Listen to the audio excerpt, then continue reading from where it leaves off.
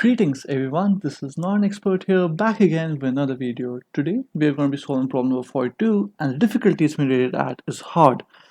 This problem was asked by Google and again you don't really need to get intimidated by this and let's just get down to it. So the problem statement is that we've been given a list of integers and a target number k and we need to write a function that returns a subset of s that adds up to k. So if a subset cannot be made, we need to return null and integers can appear more than once in the list. So we may assume that all the numbers in the list are positive, and we've been given an example over here that given S, the list contains elements which are 12, 1, 61, 5, 9, and 2, and k is equal to 24. So what you want to do is you want to find all combinations that when you sort of combine them up, whether they can come up to the target sum. So the way you want to go about it is you want to select 12, 9, 2, and then 1, which will basically sum up to 24. Awesome. So fortunately, we were able to find a similar problem on LeetCode, and the name of the problem is combination sum. Again, you can pause this video and check out the link given in the description below. And this is a pretty famous problem, but the only difference between this problem and the problem given in the daily coding problem is the fact that the return values needs to be all unique combinations in the candidates list. So we've been given a set of candidates which do not have any duplicates and a target number, and we need to find all the unique combinations, not just one, all the unique combinations in candidates where the candidate numbers sort of sums up to the target. So if you have 2, 3, 6, and 7 and the target is equal to 7, basically you know for a fact that 7 is already the target value, so that's one list, and the other list would be if you combine 2 and then combine it again and then combine it with 3. So you have 2 plus 2 4 plus 3, which is 7, and basically you want to return that. So you want to do all the if you want to get all the unique combinations.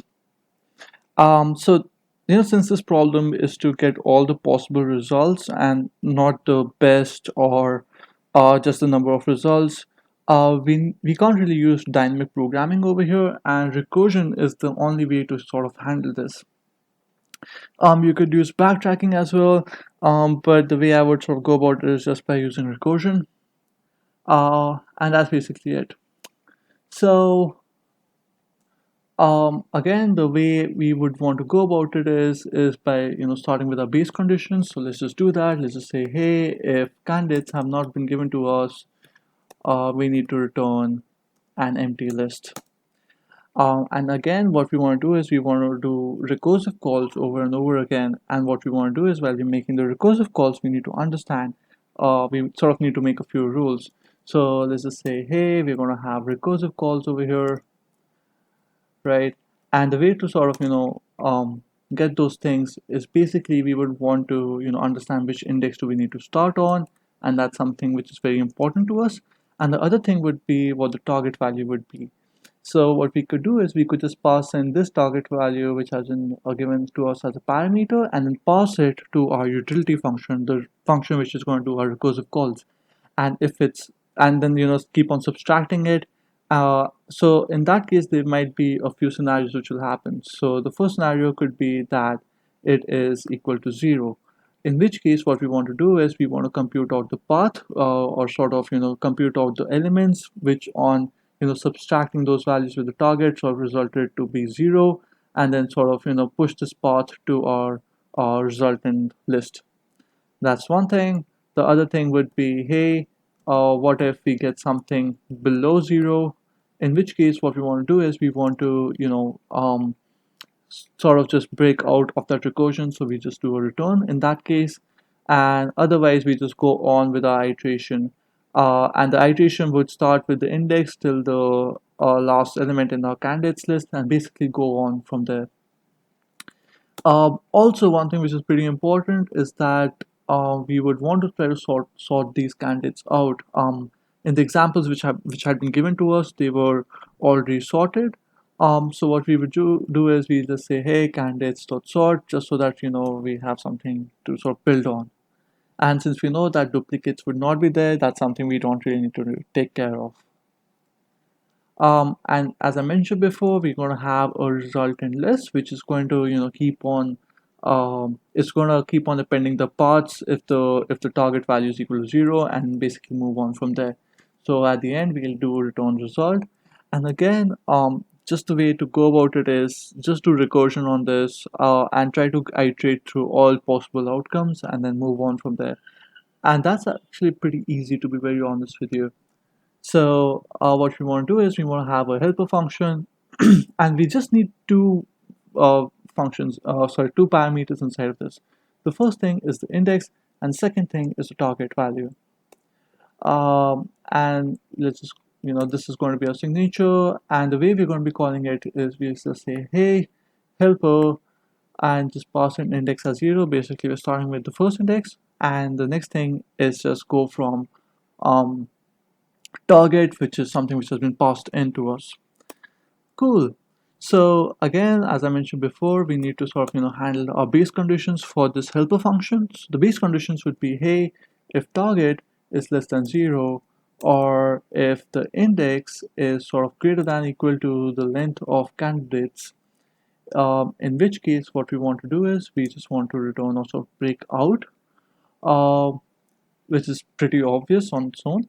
Then the other thing which we want to do is that, oh, I sort of forgot to push in the path, and the path is something which is very important. So that's my fault. We need to pass in a path parameter, which is basically going to contain all the elements, which, when we had iterated through the target value, when we, whatever elements that we're using to subtract to target value, those things would be passed inside path.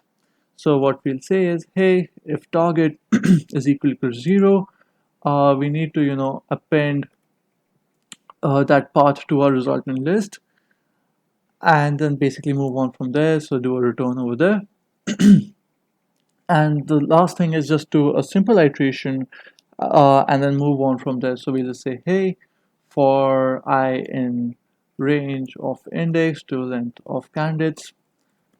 Again, all I'm doing over here is basically I'm saying, hey, I need to start from my index till the last value of the candidate's value, and then just keep on iterating it through that. And since we know for a fact that index I can be used over and over again, we won't be doing an I plus 1. We will just call I again inside the helper function. I hope that sort of makes sense, but let's just type it out. We'll just say, hey, helper, the index value which has been passed in is going to be I. The target value, as I mentioned before, is going to be the value subtracted with that index. So we'll say, hey, candidate, it's I, right? Um, and at the end, what we want to do is we want to, okay, so there are actually two ways of, handling this path situation, because what's going to happen is we're going to do calls over and over again, and as you know, uh, in recursion or just a simple Python call inside a function, you always do pass by reference. So what you would want to do is you want to update that reference as you move forward.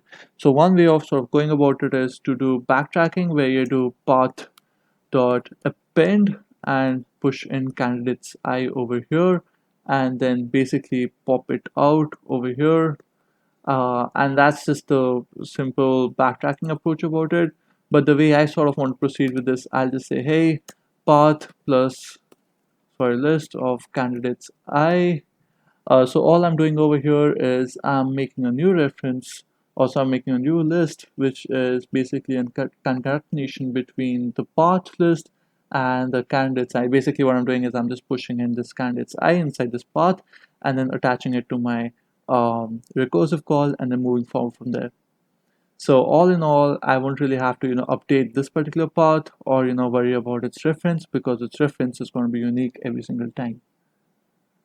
And that's basically it. That's all that you need to do. Again, all you're doing is you're trying to find all possible combinations, and again, we can try running this. Hopefully it should run properly and we're not missed out on anything as such. Oh, unfortunately we have, so let's just have a look at it. Oh, yeah, we just need to pass in a list over here as the beginning input. Just an empty list would do fine. And cool, you can see that's working fine. There are a few optimizations that we can do over here, especially like, hey, if candidates I is already greater than target, we can break out of the loop. So let's just write that. So we'll just say, hey, if target is less than candidates I, we break out of the for loop. And the reason why we're doing this, or rather the reason why this works, is because candidates are sorted. So as soon as you hit a candidate which has a greater than number than the target value, you know for a fact that, hey, things are not going to work out here. You don't really need to go ahead with this, and you can just break out of the for loop. So let's just run this one more time. Hopefully this should run properly. And awesome, it is running. And now we'll just submit this. Hopefully it should get submitted. Awesome, and you can see that it's faster than 89% of the solutions, and the reason for that is very, very simple. It's just that we've added this if condition here, and we're just being smart about our operations. But all in all, this is still going through all the combinations, still working at a complexity of at least 2 raised to power n at the worst time complexity, and for space complexity, it's making a new reference to a new list every single time you're doing a recursive call, and that's something which we have to take care of. Again, if you didn't understand what's happening here, all we're doing is you can sort of go through this iteration. So you're doing, hey, I'll go with 2, uh, and you have 7 over here. So you compare 2 and 7, and it can be subtracted. So you have 5, and inside your path you append 2, and then you basically move on from there. So next time would be you'll append 2 again, and you'll append it again, and at that particular amount of time you'll have 3 2s, but the value would be 1, and that would just basically not work out for you, so you'll break out. Then you'll sort of go back and you'll do 2 comma 2, and then you'll get you'll have 4, and then you compare it with the 3 value, which will be a perfect sum for you, and then basically you'll move on from there. Also, I forgot to do a print statement, so I'll just do that real quick. I'll just do print index, what the target is, and what's the path which has been computed so far. And this is just so that I can represent to you what all, or rather how is it working. So you can see the recursive calls happening. You have zeros, the index is still at 0. And again, as I mentioned before, this is the path that you've computed so far. As soon as you get 2 comma 2 comma 2, it's not going to work out for you, and it's going to break out. But then what's going to happen is you're going to come on this particular call stack, and then you're going to append 3. Basically your index is going to become 3, and when you do that, the target value is going to become 7, and that's just a perfect match for you, and then it'll just get pushed inside your result. And that's basically it. There's not much here to it. Again, it's a pretty simple solution, and I actually love this problem a lot because it sort of clarifies how you're sort of working around with recursion, and how you understand backtracking and referencing. But all in all, it's a pretty simple solution if you get the gist of it. Cool. And if you did not understand something, you can leave it in the comment section below. I would love to handle any of your queries. And if you did like this video, do give a like and do subscribe to this channel. We are discussion over here, and we would love to have you on board with us. And if you're already subscribed, you're awesome. We all know it. And have an awesome day. Thank you.